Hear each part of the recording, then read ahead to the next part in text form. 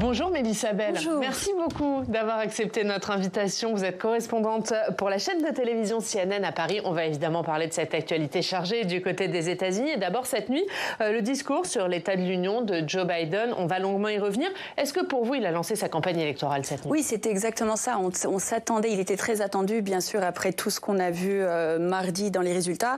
Et l'enjeu pour lui, c'était finalement d'avoir l'air plein d'énergie, plein de vigueur, d'être celui qui était capable finalement de porter cette campagne. Et on sait qu'il s'est entraîné pendant une semaine avant à la Maison-Blanche, à Camp David, sa retraite présidentielle. Et c'était ça, presque un discours délivré dans un ton très fort, autant d'énergie qu'il pouvait y mettre, et très politique en fait. Souvent, ces discours-là sont assez... fonctionnés. Voilà, c'est ça, absolument. C'est au-delà de la politique quotidienne, finalement. C'est tout le côté cérémonial. Il s'adresse à la nation, il y a une solennité. Là, c'était beaucoup plus chargé de pique politique à son adversaire principal, qu'il n'a jamais cité, mais auquel il a fait référence une douzaine de fois. Et il a commencé là-dessus. D'ailleurs, présenter justement Donald Trump comme étant celui qui encourage Vladimir Poutine à attaquer les membres de l'OTAN, les alliés qui ne payent pas assez. Il a commencé avec ça. Et ça aussi, c'était l'autre chose inhabituelle. C'était un discours finalement très... il a parlé d'économie, il a parlé d'immigration, il a parlé d'avortement, toutes ces questions internes aux États-Unis qui préoccuperont l'électorat, mais aussi beaucoup d'Ukraine, de Gaza. Et ça aussi, c'était inhabituel pour ce type de discours. Et justement, on va en parler. Alors, d'abord de Gaza. Joe Biden, il a appelé cette nuit à un cessez-le-feu immédiat de 6 semaines à Gaza. Il presse Israël de faire davantage pour laisser entrer l'aide humanitaire. Il a changé un peu de pied sur la question d'Israël? Clairement. Et c'était cette défaite qu'il avait vue parmi l'électorat démocrate dans le Michigan qui avait lancé cette réflexion, ou en tout cas ce changement de ton presque immédiatement. 100 000 votants démocrates qui, dans la primaire démocrate, ont voté blanc. Pour manifester leur mécontentement par rapport à la politique justement à Gaza. C'est un de ces États qui a une très forte communauté arabe américaine, mais il y a aussi toute l'aile gauche, les jeunes du Parti démocrate qui ne se reconnaissent pas finalement dans sa politique de soutien total et quoi qu'il arrive apparemment à Israël. Et, ça lui coûtait cher électoralement. Ça lui coûtait cher électoralement et c'est surtout des électeurs, des votants dont il dépendait en 2020 pour gagner, et on sait que cette élection sera sans doute comme la dernière, où c'est à quelques États près que se jouera le résultat. Et donc, quelques centaines de milliers ou dizaines de milliers de votes peuvent faire la différence. Donc cet électorat, on l'a vu encore sur Minnesota, plusieurs États où ce vote s'est fait entendre de façon très soutenue. Et c'était tout de suite après le Michigan qu'on avait entendu ce changement de ton. Déjà le début des aides humanitaires par avion aérien, et aussi Kamala Harris qui avait commencé à soutenir cette idée d'un cessez-le-feu de 6 semaines, qu'il a répété avec l'annonce en plus de la création de ce port où ils vont pouvoir aider les problèmes humanitaires de Gaza. Donc un changement de ton clair par rapport à cette campagne déjà où on sait les démocrates vont peiner à convaincre certains de leurs partisans naturels à cause de ce qui s'est passé. Mais ça veut dire qu'il y a déjà un vrai impact de cette campagne électorale américaine sur cette guerre entre Israël et le Hamas. Exactement. Ça risque d'être dans les deux sens pendant les 8 prochains mois. Finalement, ce qui se passe en Ukraine, ce qui se passe à Gaza surtout, impactera l'électorat et ses votes et ses opinions. Et pareil, on peut s'attendre à ce que l'administration essaie de plus en plus d'essayer de contrer ce qui a été une perception depuis que la guerre a éclaté, que les États-Unis sont beaucoup trop fortement du côté israélien, sans jamais réussir à mettre le poids sur Benjamin Netanyahu qu'ils devraient pouvoir mettre. Donc on peut s'attendre à ce qu'ils essaient de contrer ça à nouveau. Et il l'a annoncé à nouveau dans le discours hier soir. L'opinion publique américaine, elle est comment? Elle est plutôt pro-israélienne? Elle est très fortement, très partisane, d'un côté comme de l'autre. Alors c'est vrai que j'étais à New York récemment, un grand drapeau israélien au milieu de la 5e avenue. Depuis ces événements, ça étonne. Des sentiments très forts de ce côté-là, un lobby bien sûr très important aussi. Et de l'autre côté, cet électorat, encore une fois plus jeune, qui se fait entendre très fortement sur ce qui se passe à Gaza de l'autre côté. Donc de part et d'autre, des positions très ancrées. Et avec cet électorat qui s'oppose à la politique américaine jusque-là, très pro-israélienne, qui ne se retrouve dans aucun des deux candidats. Et ça va être un autre des thèmes de cette campagne, l'insatisfaction générale de l'électorat avec ce qui semble être maintenant quasiment un concours décidé entre ces deux hommes. Là, il n'y a plus de doute sur l'affiche. Ce sera Trump-Biden. Il peut y avoir un revers de situation, mais quand on regarde par exemple, les conventions démocrates qui ont été contestées ces dernières décennies, il y avait toujours au moins un candidat qui se présentait, qui se dessinait comme étant une alternative. Là, côté démocrate, il n'y a vraiment personne. Donc oui, on peut s'attendre à ce que ce soit quasiment définitif. Je pense que l'un et l'autre auront tous les délégués qu'il leur faut d'ici la fin du mois. Donc inexorablement, c'est vers ça qu'on se dirige, avec pour ceux qui soutiennent les Palestiniens, les deux candidats, finalement, qui ne peuvent pas répondre à leurs attentes. On sait que Donald Trump a parlé encore récemment. C'était, souvenez-vous, le candidat en 2016 qui avait banni les entrées de musulmans. C'est celui aussi qui récemment a dit tous ceux qui sont partisans du Hamas, on va les mettre dehors. Donc une attitude très tranchée par rapport à cet électorat-là, qui peuvent soutenir les Palestiniens. Et puis, bien sûr, côté Biden, la politique américaine qui est poursuivie depuis le 7 octobre, qui ne peut pas leur convenir. Donc, pour eux, difficile de choisir vers qui se tourner. Et en dehors de cette question-là, je crois que c'est une majorité maintenant, montrent les sondages des Américains, qui estiment que ni un candidat ni l'autre n'a l'acuité mentale qu'il faudrait pour pouvoir faire un mandat de 4 ans, ce qui est quand même catastrophique. Donc, comment l'un et l'autre va pouvoir convaincre, c'est ce qu'on a commencé à voir hier, un Joe Biden qui voulait montrer qu'il avait la fougue, l'énergie, tout ce qu'il fallait pour se présenter contre Donald Trump. C'était autant dans le ton que dans la forme. Oui, parce qu'on a beaucoup parlé de l'âge qui serait un handicap pour Joe Biden, mais il est aussi pour Donald Trump. Il est aussi, qui fait aussi des gaffes, qui fait aussi des bourdes, qui se plante dans les noms, qui a fait référence au président comme étant Obama juste récemment. Donc les deux, finalement, font des erreurs, mais c'est vrai que c'est pour Joe Biden sans doute que c'est le plus pénalisant. C'est chez les démocrates qu'on a le plus de mal, finalement, à faire passer le message d'une économie qui va plutôt bien, d'un mandat où on a vu Joe Biden passer plus de législation que n'importe quel autre président de premier mandat. Et pourtant, problème de communication, problème de faire passer leur message, problème de perception et sur l'économie et sur l'immigration qui fait que, ils le savent, ils ont besoin beaucoup plus fort et beaucoup plus agressivement de faire passer leur message. Et c'est un des reproches du Parti démocrate à Joe Biden, que jusque-là, il n'a pas été assez agressif pour faire entendre ce qu'il avait réussi à faire dans son mandat. Alors, on va dire un petit mot de l'économie, puisqu'il en a parlé cette nuit, il a vanté son bilan. Le monde entier envie l'économie des États-Unis, c'est ce qu'il a dit. 15 millions d'emplois créés en 3 ans, le taux de chômage le plus bas depuis 50 ans. Est-ce que les Américains le vivent ainsi ? Le problème pour lui, pour les Américains, c'est le coût de la vie qui a tellement augmenté. Donc sur les critères, sur les mesures objectives, l'économie va bien. On en attend aujourd'hui, je pense, sur les emplois, la semaine prochaine sur l'inflation. Et on s'attend à ce qu'il soit plutôt positif en termes de bilan. Donc il a un vrai bon bilan économique. Il a un bon bilan, l'économie va bien. Et c'est le problème, le coût de la vie. Et d'ailleurs, c'est pour ça qu'on l'a entendu dans ce discours hier soir, s'en prendre aux big business, à ceux qui font monter les prix et qui impactent donc le portefeuille des Américains, qui est vraiment problématique et qui sera une des grandes questions de cette élection. Mais c'est encore une fois, oui, faire passer son message et se faire entendre, alors que pour les Américains, la vie est dure, la vie est chère. Et l'inflation a été, bien sûr, un énorme problème.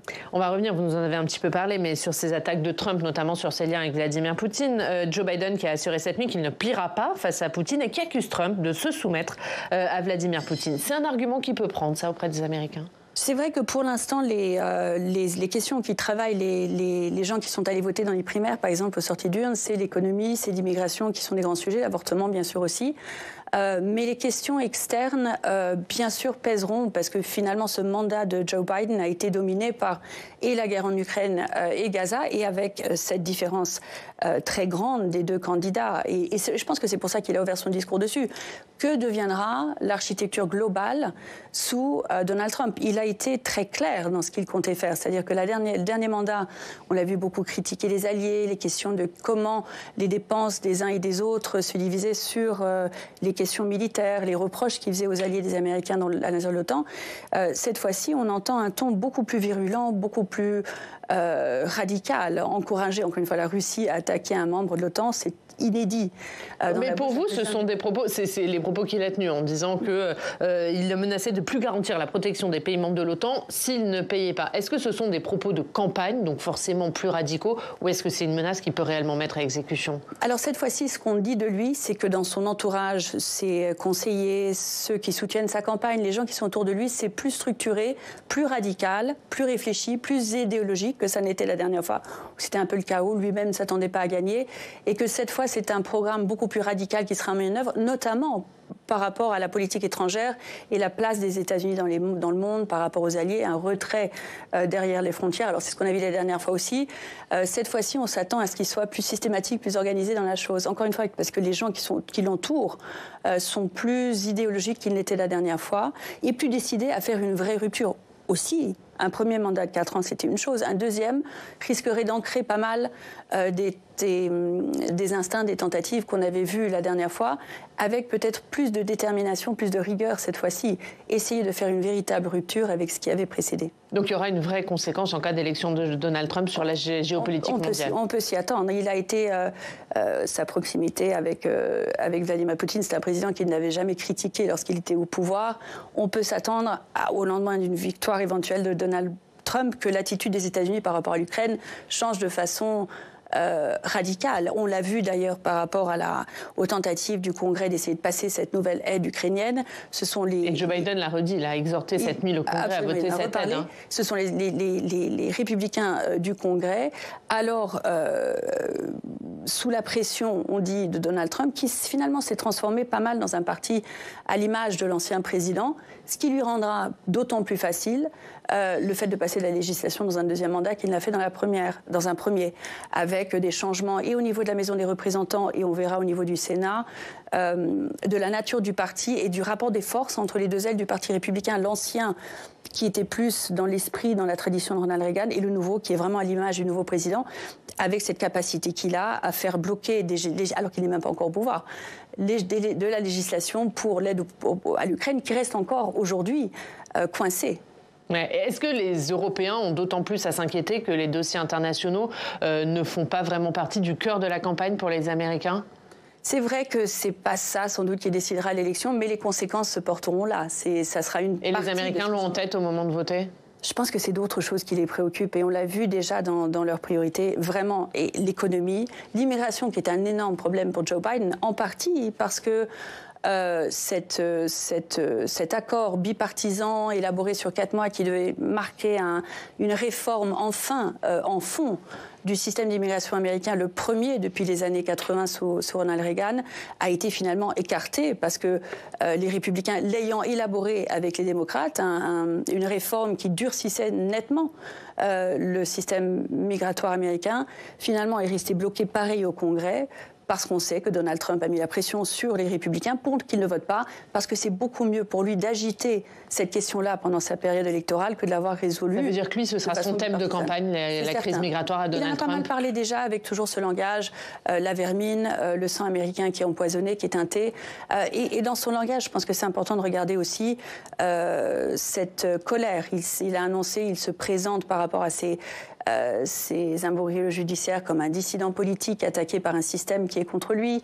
Il se présente comme celui qui va venir trouver les ennemis qui se cachent à l'intérieur des États-Unis, qui va faire une purge de l'État américain, toute une partie administrative qui remplacerait par des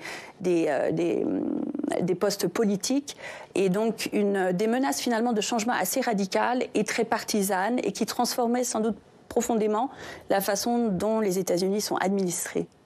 Un mot, on va continuer à parler du discours de Joe Biden, vous en avez un peu parlé, puisque la question de l'avortement, il a évoqué cette nuit Joe Biden, il s'est lancé dans une défense enflammée du droit à l'avortement, il a évoqué le pouvoir électoral des femmes à 8 mois de la présidentielle. Est-ce que ça va jouer dans la campagne ? Oui, sans doute, on l'avait vu pendant les élections de mi-mandat, c'était il y a 2 ans.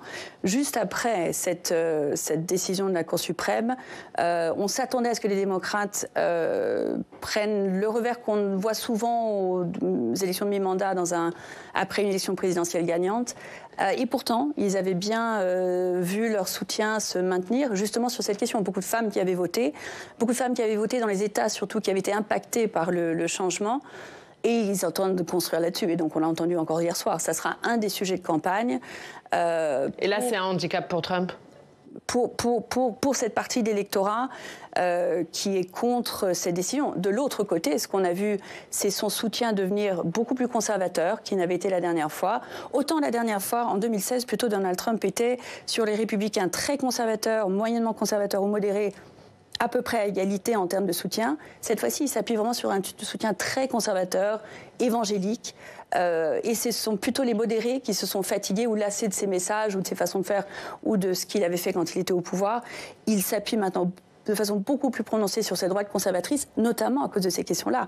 Il a réussi ce que les républicains plus traditionnels, très conservateurs, avaient voulu au départ, quelle que soit sa personnalité, ses frasques personnelles, de quelqu'un qui allait changer la nature de la Cour suprême, faire en sorte que d'un point de vue, toutes ces questions sociétales se résoudraient de façon conservatrice. Pour eux, il a gagné. Et donc, on le voit maintenant, dans cet électorat-là, et c'est pour ça qu'il a tellement bien réussi pendant cette période de primaire, il est le candidat républicain indélogeable pour eux. C'est celui qui va continuer d'aller dans leur sens sur ces questions.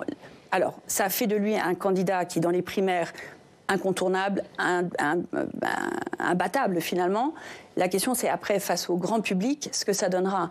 Que deviendront ces votants de Nikki Haley? Que deviendront ces votants indépendants, ces modérés républicains et surtout les plus éduqués qui ne se sont pas tournés vers lui pendant les primaires. Un mot juste, puisqu'on parlait du pouvoir électoral des femmes, ce qu'a dit cette nuit Joe Biden, un mot peut-être sur une femme, c'est Taylor Swift, superstar aux États-Unis. Vous nous dites l'élection, elle va être très serrée. Est-ce que quelqu'un comme Taylor Swift peut faire pencher la balance en faveur de Joe Biden? C'est une des craintes, je pense, du camp en face, oui, qui déjà font très attention à ce qu'elle fait. Mais oui, ça peut, et surtout, encore une fois, parce que cette élection se jouera comme la dernière, sur quelques États clés, où la différence sera à peu de choses près, et donc sa tentative à elle, c'est d'essayer de faire sortir le vote démocrate. Le problème du côté démocrate, on a évoqué le problème côté républicain pour Donald Trump, problème du côté démocrate, c'est enthousiasmer les jeunes, ceux, par exemple, qui ne se reconnaissent pas dans la politique étrangère américaine quand il s'agit d'Israël, ceux qui ne sont pas motivés par un candidat qui a l'âge qu'a Joe Biden et qui aurait voulu un autre candidat démocrate. Elle peut réussir à le faire, elle ? À mobiliser les jeunes démocrates? Elle a un certain poids, c'est clair. On va continuer à parler de ce discours et de cette campagne, justement.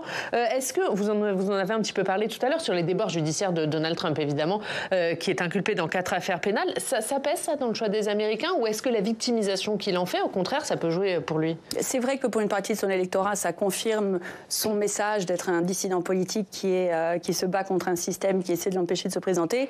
Mais c'est vrai qu'une des choses qui est étonnante, c'est que on avait vu toutes ces images du 6 janvier quand le Capitole avait été attaqué. Tous ces républicains qui, malgré ça, continuent de se ranger derrière lui, ça peut étonner. Et il reste encore tellement d'incertitudes. C'est aussi une campagne inédite parce qu'il a donc ces 4 procès criminels. Il doit déjà un demi-milliard de dollars par rapport à ces 2 condamnations civiles qu'on a vues récemment et qu'il doit payer assez rapidement. Et puis reste ces 4 procès, 91 chefs d'accusation criminels qui pèsent contre lui, dont certains peuvent intervenir avant l'élection, avec la possibilité qu'on ait un inculpé finalement qui se présente, et il l'a dit, il le répète dans ses messages et dans ses discours de campagne. Le risque, c'est qu'il veuille se servir du retour du pouvoir exécutif entre ses mains pour essayer de régler certains de ses comptes personnels. Il a appelé ça déjà un mandat de la rétribution. Le premier jour, il se comporterait comme dictateur.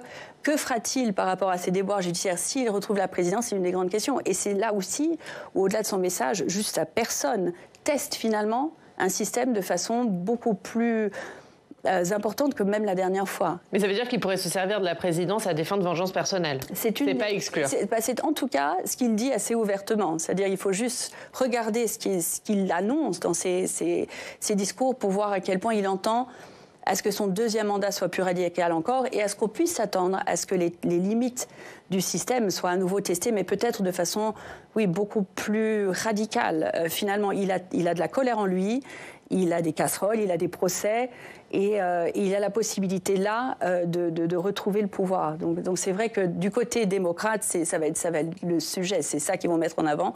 On l'a vu hier soir, on a vu le mémo de campagne qu'ils ont publié cette semaine. Tous les jours maintenant, entre là et le mois de novembre, on les entendra marteler le danger que représente Donald Trump à la démocratie. Est-ce que cette radicalité, ça peut le couper des républicains modérés ou est-ce que tous les républicains seront derrière lui? Non, ça peut bien sûr. Je pense qu'il y a beaucoup de républicains, surtout parmi les votants de Nikki Haley qui est maintenant sortie, qui disent par exemple, c'est 75% de ceux qui ont voté pour elle dans les primaires qui disent qu'ils sont très opposés à une candidature de Donald Trump. Donc on peut imaginer à ce qu'il change de vote pour cette fois-ci. Mais une des grandes questions, c'est ça. Comment est-ce qu'un président aussi radical et qui s'est d'autant radicalisé et qui a réussi à avoir une partie de son parti, non, pas simplement une partie de son parti derrière lui, mais à le transformer en son image, peut se faire entendre par les républicains qui ne se reconnaissent pas dans ce message ni dans ses façons de faire. Mais de l'autre côté, un président démocrate qui a du mal à rassembler ses propres troupes. Donc beaucoup de questions par rapport à la capacité de l'un et l'autre à se faire entendre assez pour battre le concurrent, et avec tellement de choses qui peuvent se passer, et dans le système judiciaire, et sur la campagne, et avec la santé de l'un ou de l'autre, tellement de questions, et encore 8 mois avant l'élection. Il peut se passer plein de choses, et on s'attend à ce que ce soit une campagne inédite, en partie pour cette raison-là. Et il y a aussi des candidats alternatifs, parce qu'on parle de Trump, on parle de Biden. Il y a notamment Robert Kennedy Jr., le neveu de Kennedy. Est-ce que lui, il peut mettre des bâtons dans les roues d'un des deux candidats, et lequel ? Oui, c'est vrai que ces troisième partis, comme on les appelle, ont déjà dans les élections amené des revirements pendant la campagne, présenté des défis pour les deux candidats principaux. Et puis au niveau du résultat, quand on a des résultats aussi proches dans quelques États qui peuvent faire basculer le tout, l'importance que peuvent avoir les indépendants ou les candidats comme Kennedy pour prendre surtout au vote démocrate. Le danger, il est là. C'était le cas en 2016 pour Hillary Clinton. On dit qu'elle a perdu certains de ses soutiens parce qu'il y avait une forte présence indépendante. Donc ça peut jouer et sur la nature de la campagne et sur le résultat final dans certains États. Tout se jouera à nouveau, sans doute, à peu de choses près. Et donc ces candidats-là peuvent, surtout démocrates, poser problème. C'est de ce côté-là qui s'inquiète. Comment vous la voyez, vous, cette campagne qui s'annonce longue jusqu'en novembre? Est-ce que vous la voyez très dure? Dur pour les deux candidats, pour les deux partis. Passionnante pour de l'extérieur, pour nous qui regardons, parce que les enjeux sont tellement grands par rapport à la position des États-Unis dans le monde. Et pour les Américains ordinaires, je pense beaucoup de frustration par rapport au choix des candidats qui se présentent à eux, mais aussi des enjeux très importants à un moment où les Américains ont l'impression que tout va assez mal. Encore une fois, ce problème de perception, de communication de la part des démocrates, la question migratoire qui est réellement, au niveau des chiffres, concrètement, objectivement, un énorme problème et très difficile à régler, en tout cas d'ici l'élection. Et puis deux vieillards qui se présentent finalement, dont la majorité des Américains se demandent si leur acuité leur permet de durer 4 ans. Ça fait beaucoup pour une campagne qui s'annonce très différente de ce qu'on a vécu avant. Vous avez un pronostic, vous? Le suspense est total? C'est total. J'ai du mal à croire qu'on en soit là, mais impossible de savoir dans quel sens ça peut aller. Pour l'instant, les sondages les mettent vraiment un Trump une légère avance, Biden légèrement derrière, mais encore une fois, tout a joué et tellement de choses qui peuvent transformer la campagne dans un sens ou dans l'autre et qu'on a du mal à imaginer aujourd'hui. Mais on peut voir d'ici toutes les complications qui peuvent se présenter. On suivra cette campagne. On espère que vous viendrez nous en parler. Mélissa Bell, on était ravis de vous recevoir ce matin. Merci beaucoup d'être venue avec nous pour commenter cette actualité du côté des États-Unis. On passe tout de suite au Club des Territoires.